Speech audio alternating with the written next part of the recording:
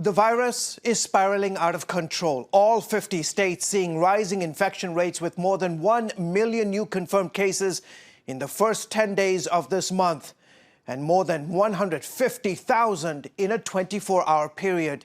Health experts say unless strict measures are taken to control its spread, the infections will keep rising. Wisconsin, among several states setting records this week for new cases, deaths, and hospitalization. The governor asking folks to stay home again.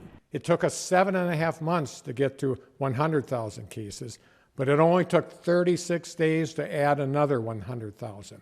In Illinois, restrictions and curfews now in place for 4 suburban Chicago counties, bringing more economic pain to local businesses already reeling from 10 months of losses.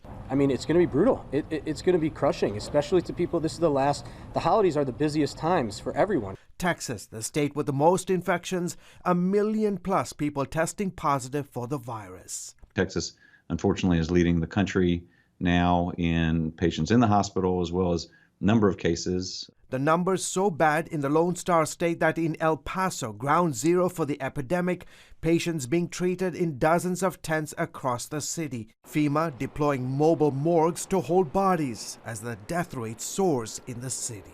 California set to become the second state to pass 1 million infections.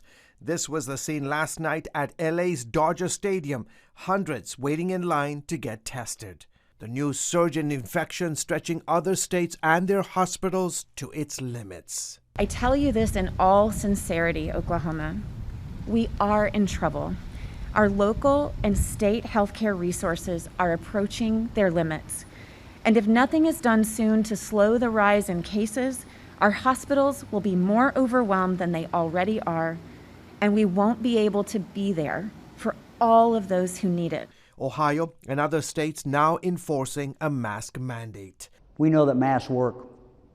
They are the easiest, most cost-effective way to limit the spread of COVID-19. Some states like Oregon prepared this time around to handle the rising volume of cases. We are better prepared today than we were in February when we identified our first COVID-19 patient. With Thanksgiving 2 weeks away, the CDC issuing new guidelines urging Americans to stay home and not travel. And if you do gather, do it outdoors and keep the numbers small. So if you know you're going to go to family gatherings where there's going to be especially older relatives that could be sick or more vulnerable, that maybe that means that for the week or two preceding, you should do less of especially unnecessary types of things.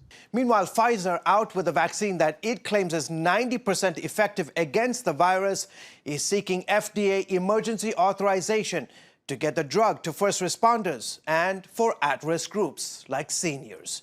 George Thomas, CBN News.